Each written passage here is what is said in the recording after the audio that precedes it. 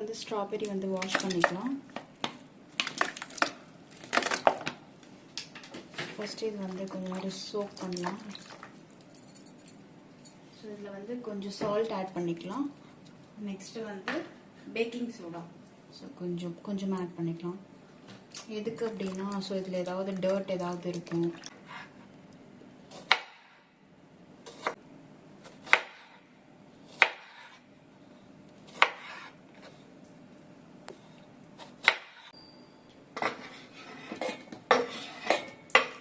வச்சு 2 tablespoon of sugar add பண்ணிக்கலாம். கொஞ்சம் ஸ்வீட்னஸ்க்காக இதுவும் போட்டுக்கலாம். அப்புறம் வந்து கண்டென்ஸ் மில்க் ஒரு 2 டேபிள்ஸ்பூன் போட்டுக்கலாம். வேணும்னா கண்டென்ஸ் மில்க் ஆட் பண்ணிக்கோங்க, இல்லைன்னா சுகர் கொடுங்க. லாஸ்ட்டில் வந்து ஃப்ரெஷ் க்ரீம் ஒரு 2 டேபிள்ஸ்பூன் யூஸ் பண்ணிக்கலாம். ஸோ இது வந்து